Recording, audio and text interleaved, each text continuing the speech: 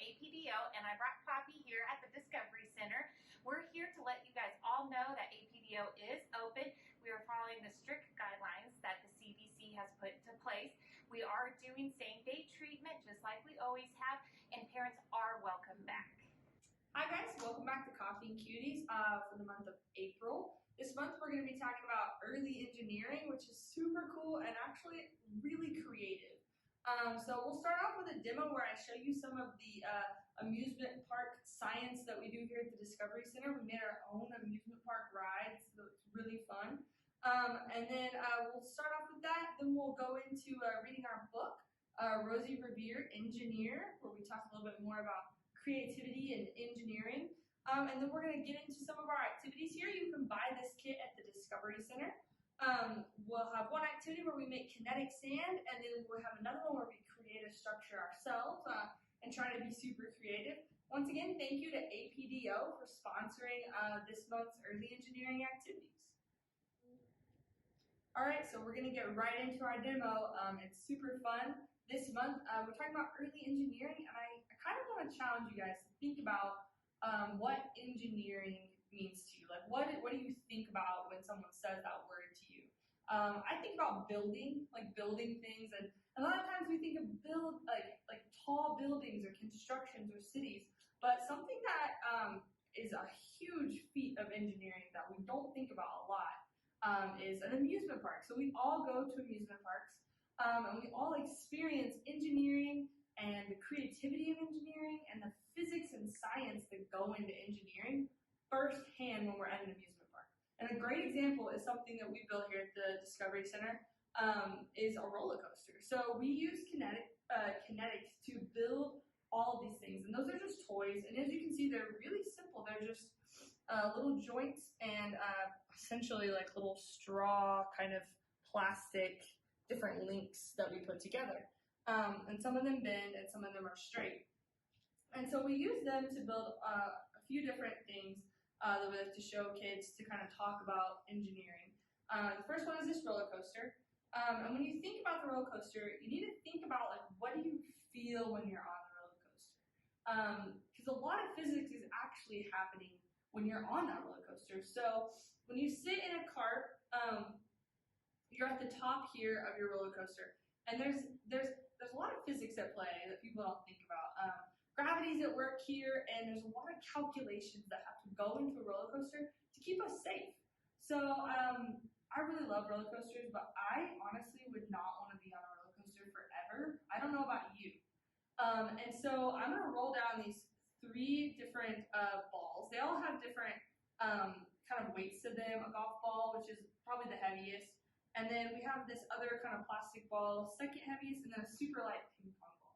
So what I meant whenever I said I don't want to be on a roller coaster forever, but I like it, is you can see when I roll these down how fast they're going. And I just want you to think about that. So we're going to start with the lightest one, and to see, that's pretty good speed. Let's try this next heavy one. Ooh, that was a little faster.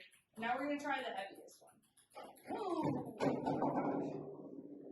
Now if you heard that, it's because it was going really fast. So weight really matters, and that's a calculation that engineers have to take into consideration when they build roller coasters, because if it's too heavy, the cart, and if the loop is too tight, or if this drop is too high, it all goes into play. And what can happen is we could be going so fast that we can't stop it, and we just keep going. Or if this structure right here was lower, it would actually make it to where the speed would decrease, and we might not even be able to make it around the loop. We might stop mid-loop and fall down. And neither of those things sound fun to me. I don't know about you. So all of this is important for our safety and for these kinds of things to work and for them to be something that we can all enjoy. And so like I said, this structure is really important when you think about how the height affects the speed. And the loop, like the tightness of the loop, everything has to work together. And it takes, like I said, lots of physics and lots of math to help us have so much fun. But it also takes a lot of creativity. You know, you can go on some roller coasters that go backwards and they just go crazy, like a million loops, and it's so fun. And some other creative stuff that we have this. This kind of represents like a pirate ship if you've ever been on something. This is called a pendulum. and it swings, and it's actually in the form of a triangle. And that's really important. The triangle is the strongest shape, and that's really important as it holds the weight of, if you think about like, if you ride the pirate ship ride at whatever amusement park you go to, this holds people usually, and it kind of swings them back and forth, and it can get really, really high.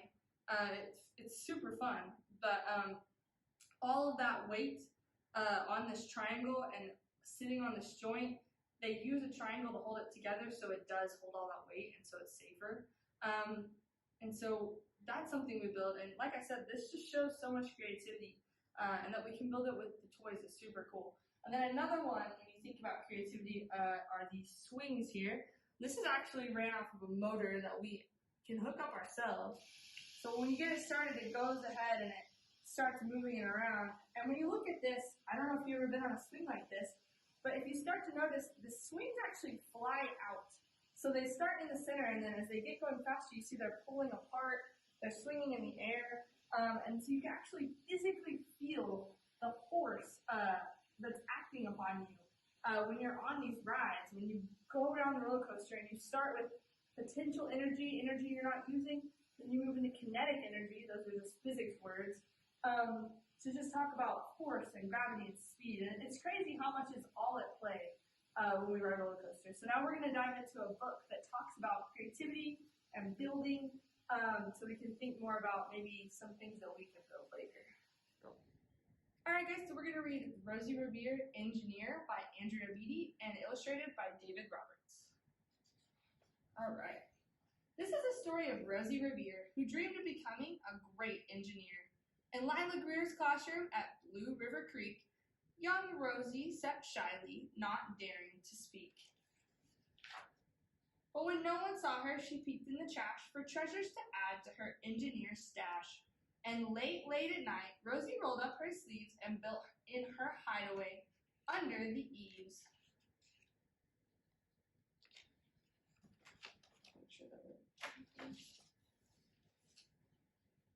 Wow, look at all the stuff she has. Alone in her attic, the moon high above, dear Rosie made gadgets and gizmos she loved. And when she grew sleepy, she hid her machines far under the bed where they'd never be seen. When Rosie was young, she had not been so shy. She worked with her hair swooping over one eye and made her fine inventions for uncles and aunts, a hot dog dispenser and helium pants. The uncle she loved most was Zookeeper Fred. She made him a hat to keep snakes off his head, from parts of a fan and some cheddar cheese spray, which everyone knows keeps the pythons away. And when it was finished, young Rosie was proud, but Fred slapped his knee and chuckled out loud. He laughed till he wheezed and his eyes filled with tears, all to the horror of Rosie Revere, who stood there embarrassed, perplexed, and dismayed. She looked at the cheese hat and then looked away. I love it, Fred hooted. Oh, truly I do. But Rosie Revere knew that could not be true. She stuck the cheese hat on the back of her shelf, and after that day, kept her dreams to herself. And that's how it went until one autumn day. Her oldest relation showed up for a stay. Her great-great-aunt Rose was a true dynamo who'd worked building airplanes a long time ago. She told Rosie tales of the things she had done and goals she had checked off her list one by one. She gave a sad smile as she looked to the sky. The only thrill left on my list is to fly. But time never lingers as long as it seems. I'll chalk that one up to an old lady's dreams.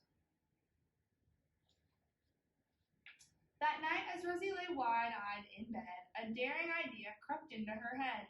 Could she build a gizmo to help her aunt fly? She looked at the cheese hat and said, no, not I. But questions are tricky, and some hold on tight, and this one kept Rosie awake through the night. So when dawn approached and red streaks lit the sky, young Rosie knew just how to make her aunt fly.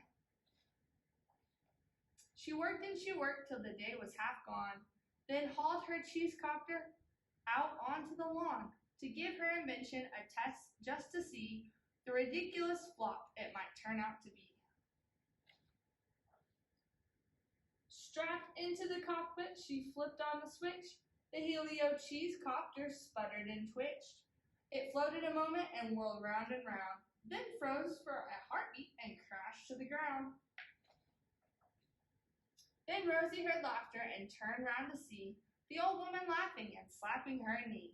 She laughed till she wheezed and her eyes filled with tears, all to the horror of Rosie Revere, who thought, oh no, never, not again, will I try to build something to sputter or spin, or build with a lever, a switch or a gear, and never will I be a great engineer.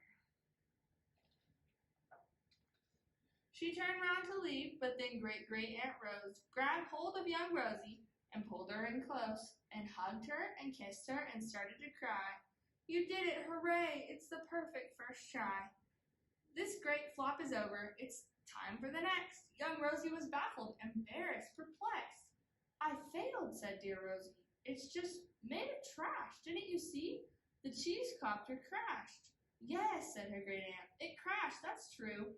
But first, it did just what it needed to do. Before it crashed, Rosie, before that, it flew. Your brilliant first flop was a raging success. Come on, let's get busy and on to the next. She handed a notebook to Rosie Revere, who smiled at her aunt as it all became clear. Life might have its failures, but this was not it. The only true failure can come if you quit. They worked till the sun sneaked away to its bed. Aunt Rose tied her headscarf around Rosie's head and sent her to sleep with a smile ear to ear to dream the bold dreams of a great engineer.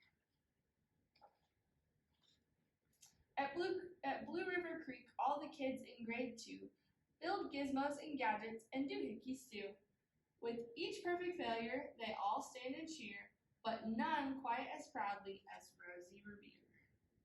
Alright guys, so now we're going to get creative and we're going to build our own structure. And we're actually working out of our kit here that you can buy at the Discovery Center. I have our own Discovery Center supplies, but I'm really doing this first activity, create a structure. And you guys, if you buy the kit, you'll use dots instead of marshmallows, but it's kind of this, you can do it at home too if you don't have the kit.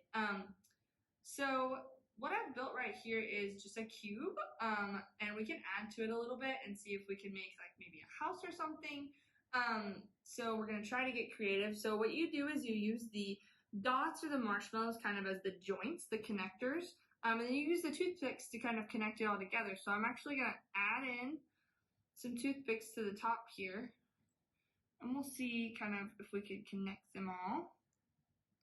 Let me grab that. And I'm actually going to make a little peek of this house. And I'm just going to do that by connecting all the parts of the roof into the top. And it kind of is wonky. But you can make tons of stuff. And you can even kind of challenge yourself. And not just to build a house, but you could like, if you have like a little animal, you could like try to build them like a little shelter.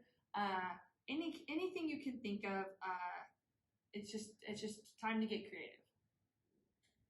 Alright guys, so we're going to do our second activity now, and this is Kinetic Sand, and the reason this goes with engineering is because it's really fun, and it's kind of, when you think about it, like sand, dirt, when you're building things, that's like the foundation of everything that you build off of, and so this is actually making like a sturdier sand. This sand isn't going to like go through our fingers.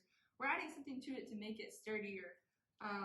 So in this baggie, when you purchase the kit here at the Discovery Center, you'll get, it's a mixture of just play sand and cornstarch. And then in this test tube here, we've got vegetable oil and some glitter. The glitter is just for fun if you want to use it. So we're going to open up our baggie here, and we're going to go ahead and pour. I'm going to pour the oil in while it's in the baggie because we don't want it to get everywhere.